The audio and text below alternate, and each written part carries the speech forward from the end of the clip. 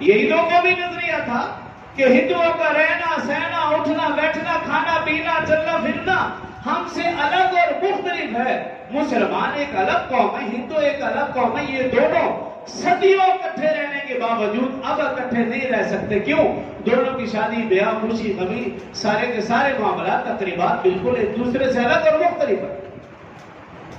اسی نظریے کی بنا پر پاکستان مارج وجود میں آیا اور اس کے پیچھے 10 لاکھ لوگوں نے قربانیاں دی اور ان قربانیوں کا مقصد صرف ایک تھا کہ ہمیں ایک الگ خطہ ملے جہاں ہم آزادی سے اور آسانی سے احکامات الہیہ پر عمل کر سکیں. اس نظریے کے تحت 10 لاکھ مرد جوان بوڑھے بچے علماء بزرگوں نے قربانیاں دی. لیکن افسوس یہ کہ 77 سال گزر گئے